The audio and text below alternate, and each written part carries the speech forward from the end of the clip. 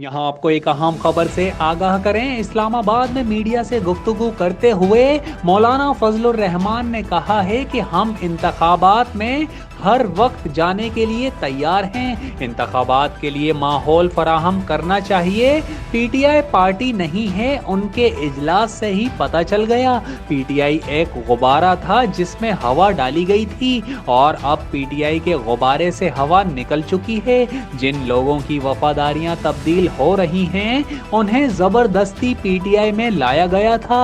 जो लोग पीटीआई में गए हैं वो खुद कह रहे थे कि हम मजबूर हैं। उन्होंने कहा कि 2 सूबे इस वक्त दहशतगर्दी की लपेट में हैं। हमारे कारकुनान शहीद हो रहे हैं। डेरा इस्माइल खान, टानक और लकी मरवत में पुलिस है ही नहीं। इस बदअमनी की सूरत हाल में क्या इंतखाबात हो सकते हैं? फजलुर रहमान ने मजीद कहा कि हमने नून लीग के साथ मिलकर तहरीक चलाई है। हम नून लीग के साथ ताल्लुक को बरकरार रखना चाहते हैं और उनके साथ ही सीट एडजस्टमेंट करेंगे। वजीर आजम वही होगा जो अवाम चाहेंगे।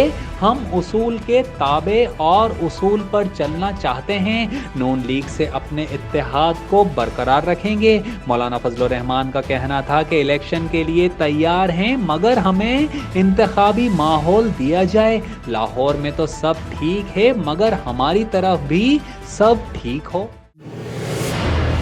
जियो सच के संग।